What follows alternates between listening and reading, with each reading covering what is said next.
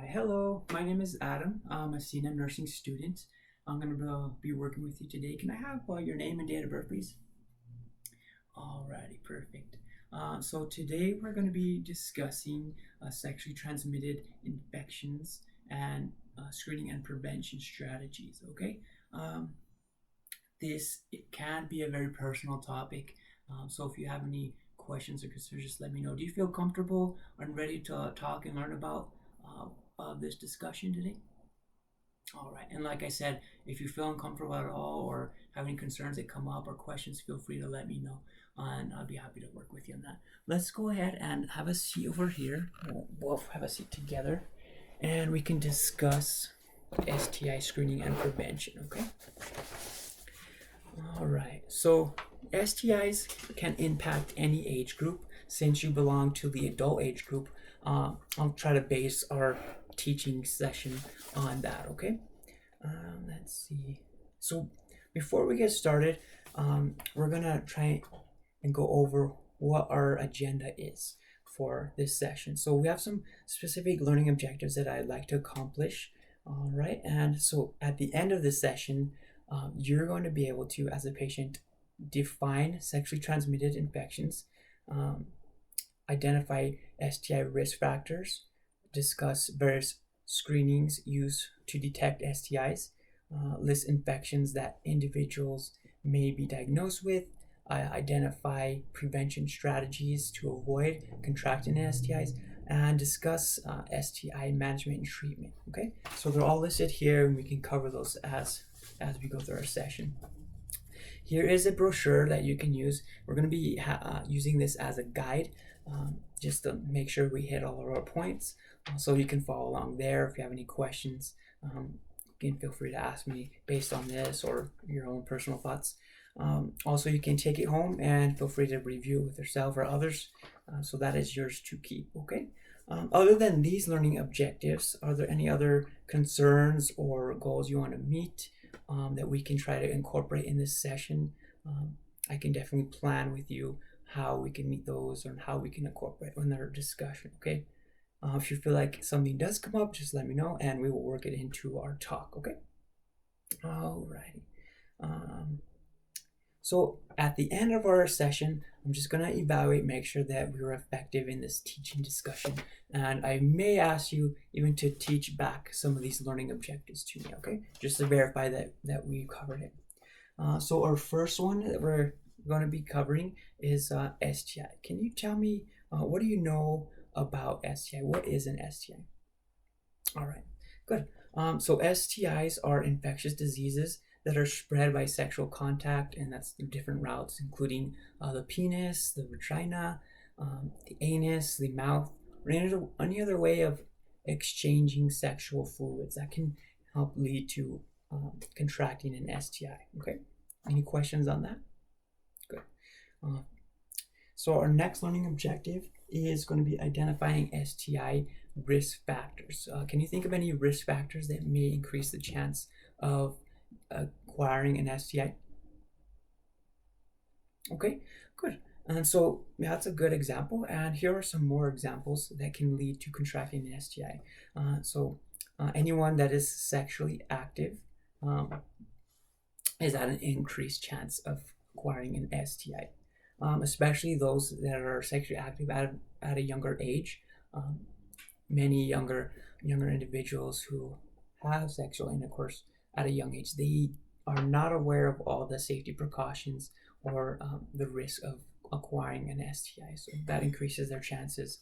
Anyone having unprotected sex, so anyone who's not using a condom or other type of barrier method to prevent that exchange of sexual fluids, will increase your chance of getting an infection. Anyone with a history of a sexually transmitted infection is at an increased chance of obtaining another one. And also, one of the main ones is having sex with men. So this includes both men and women. They're at an increased chance of acquiring an STI because men are viewed as the givers of the infection, while their partners are receiving. So that especially puts women at an increased risk of getting an STI because they're the receivers in actual sexual intercourse. Another risk factor to increase chances of an STI is having casual or anonymous sex. So this is with someone you don't know very well, you may not know their history, so that can increase your chance of getting an STI. Also, having multiple partners will increase your chances. Um, Individuals who align with poverty or in the marginalized group are at an increased chance of acquiring an STI. Limited access to healthcare, so that may be someone who's struggling financially, who either has no insurance coverage or has limited insurance coverage where they can't always get into a health clinic or hospital and learn about STIs and how to prevent them and things like that. And also another risk factor includes individuals who suffer from substance abuse, and especially those that suffer from dependence of IV drugs. That will increase your chances of getting an STI. Okay, any questions on risk factors? All right, so we're going to be moving right along. Next is screening. There's different types of screening, different tests that we can use. We're just going to be going over the general screening test because it depends on the type of STI that you have, and that will determine what test we will use. We'll just talk about the test in general. So first screening step is going to be gathering history, getting some background from the patient, and also conducting a physical exam.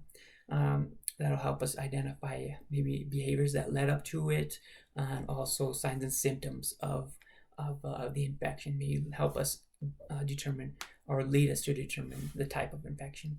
We can also use the nucleic acid amplification test, which is performed by gathering endocervical or vaginal swabs for women, a urethral swab for men, or a urine sample from either men or women. Those we can run tests with any of those samples to determine for an STI.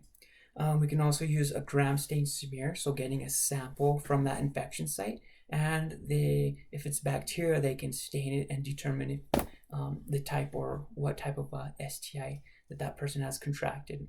For viruses, we can use antibody assays to determine the type of herpes simplex virus. There's different types, so it'll help us identify which one that person has. Also using tissue culture samples to determine the viral infection, and also we can use blood samples. So getting blood labs will help us identify the STI. Any questions on screening? Okay, good. So our next step is identifying diagnosis. There's different causative agents for STIs. It includes bacteria, viruses, protozoa or parasites, and each causative agent will lead to a different type of diagnosis. Okay, so bacterial infections can lead to chlamydia or gonorrhea or syphilis. Viral infections can lead the patient being diagnosed with genital herpes, genital warts, HIV or human immunodeficiency virus, or hepatitis B or C. And then also parasitic or protozoa infections can lead to trichomoniasis. Okay, so these are the more common STIs that we face and that we're treating. Any questions on diagnosis? Okay. So our next topic is going to be prevention strategies. This is probably one of our most important learning objectives we're going over. They're all important, but this one's probably the best or most important, excuse me. So like we determined that your increased chance of attaining an STI is with sexual intercourse. So your best chance of avoiding an STI is going to be abstinence, so refraining from sexual intercourse. With some people, that's not an option. They do not practice abstinence. So another prevention strategy is using condom or barrier use methods with every sexual encounter. That's going to prevent exchanging those fluids or decreasing the chance of getting an STI.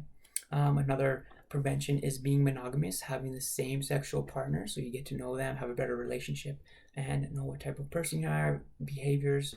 You develop that trust where you have a decreased chance of getting an STI. Also asking and learning about your partner's sexual history, whether they've had an STI before, or if they had multiple partners in the past who may have had an STI. So that is important to ask. Also avoiding partners who use IV drugs. Like we said, they have an increased chance of getting an STI. And also partners who have oral, inguinal, genital, perineal, or any anal lesions. Any of those are signs of possible STI. So you will want to avoid having partner relations with anyone that fits that description. And another prevention is voiding or urinating after sexual intercourse. Also, washing genitals, surrounding areas. And so this is to reduce exposure to those infections. Okay. Any questions on prevention strategies? Alrighty. So next we're going to be going over management and treatment, and this is general.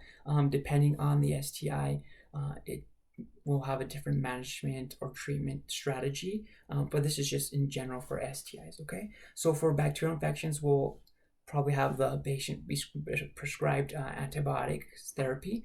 The importance of this is taking your medications as directed, taking the full course of antibiotics to make sure that we really get rid of that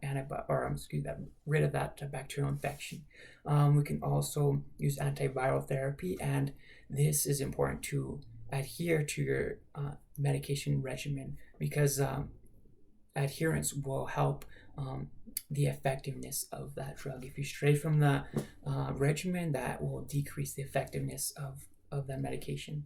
Of also avoiding sexual contact, avoiding alcohol or drug use, which can lead to risky behaviors, or also non-compliance with the drug regimen can may deter you from following that plan, the medication plan. Also, it's really important to treat sexual partners and notifying that you've been infected, so they should seek treatment and testing. We may have a re-examination of symptoms, retest you once you finish your course of medications and treatment, and we'll want to make sure that we got rid of that infection. Okay. And then also we offer confidential counseling, because STIs, there is a stigma of people having STIs, and it can be hard dealing with that. So we can offer counseling, which pretty much really anyone can benefit from counseling in general, but especially with STIs, will really benefit and help you manage and deal with that STI. Okay, so I think we've covered all of our learning objectives here. Any questions on any of that? Okay, good. So I'm gonna actually evaluate now how we went over this, how effective our discussion was. Don't worry, I'm not gonna be testing you at all. This was a lot of information, so I'm gonna have you teach back the information we covered for each objective. Since it was a lot of information, feel free, if you need to use your cheat sheet, use your brochure to answer your questions, or you can also clarify with me and we can get through that. Okay. Any questions or concerns now that we've finished our teaching discussion on STI screening and prevention? All right. Well, thank you very much. And if needed, we can help schedule a future appointment up at the desk. I'd be happy to help with that, and set up any other resources that we can offer. Okay. All right. Thank you.